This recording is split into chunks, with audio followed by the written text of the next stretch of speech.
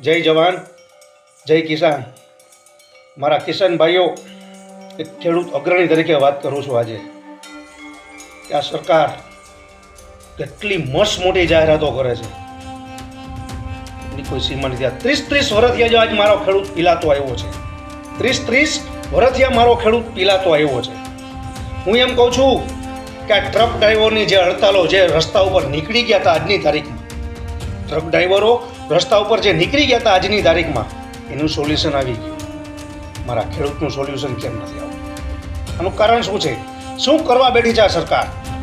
આજે 205 અબજ કરોડ આ દેશનું દેણું થઈ રહ્યું છે. 205 અબજ કરોડ આ દેશનું દેણું થઈ રહ્યું છે. આનું કારણ શું છે?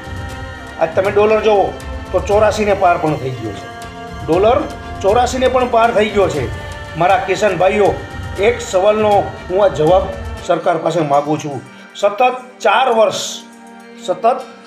વર્ષ સુધી 50% પ્રીમિયમ લઈને માત્ર ને માત્ર 5% પાક વીમો ન આપનાર ડિજિટલ ડાકુ આ સરકાર છે.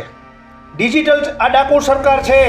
5% પણ વીમો ન આપનાર આ ડિજિટલ ડાકુ સરકાર છે. મારો ખેડૂત સરકારી કચેરીમાં ધક્કા ખાઈ રહ્યો છે. આજની તારીખમાં મારો ખેડૂત સરકારી કચેરીમાં ધક્કા ખાઈ રહ્યો છે. એનું કારણ શું છે મિત્રો? આજ તમે જુઓ, ટ્રક ડ્રાઈવરો ખોટાને માત્ર જો એને કરાવી દીધું એસી ઓફિસોમાં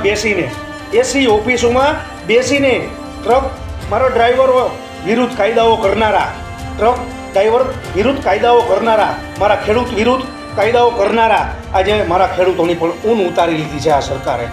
મારા ખેડૂતોની ઊન ઉતારી લીધી છે આ સરકારે.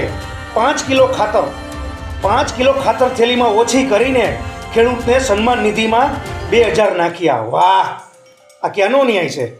આજે અમે બેરલ આપશું, અમે ટબ આપશું, આજે મફત આપવાની વાત હતી અને આજે એ પણમાં સબસિડીમાં ખાલી દીધું. આજ મારા ખેડૂતને 2000 2500 ભરીને બેરલને ટબ આપવાની આ મસ્ત મોટી જાહેરાતો કરે છે. માત્ર ને માત્ર કાગળ ઉપર જ. અને લોલીપોપ જ દીધી છે આ સરકારે. ખેડૂતો માટે લોલીપોપ જ દીધી છે. અને 156 MLA લઈને આ સરકારે શું કર્યું? 156 MLA લઈને આ સરકારે શું કર્યું? આ જનતા તોડવાની આ રાજનીતિ છે, ખેડૂતોને તોડવાની રાજનીતિ છે. આ સરકાર પેપર ફોડવામાં મસ્ત છે. આનું કારણ શું? આ સરકાર પૂરતા ગેસના ભાવ પણ ઓછા નથી કરતી. એનું કારણ શું છે?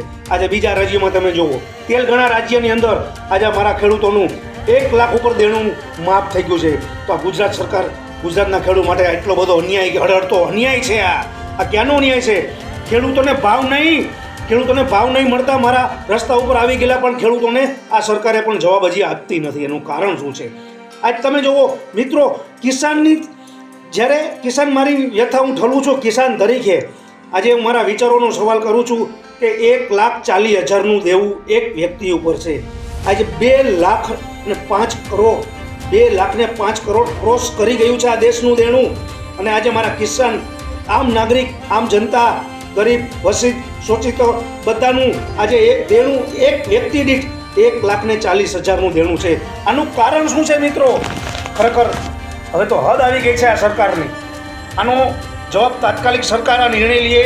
ખેડૂતોનો આજે અમે જગતના અન્નદાતા છીએ, પકવી છીએ, અમે આ જગતના પાલનહાર છીએ અમે, પણ છતાં આજ હું એવું કહેવું છું, પણ મારા ખેડૂતનો, મારા કિસાનનો, મારા અન્નદાતાનો જો કોઈના પેટમાં દાણો ગયો હોય ને, તો એક મિત્રો મારી ફરજમાં આવે છે એટલે હું આ બોલું છું કે કોઈના પેટમાં દાણો ગયો હશે, કોઈ દાબેલી બનાવીને ખાતું હશે, કોઈ વડાપાઉં ખાતું હશે, કોઈ ચીઝ બટર ખાતું હશે, કોઈ ઢોસા ખાતું હશે, પણ દાણો તો મારા ખેડૂતના ખેતરમાં જ ઉગે છે.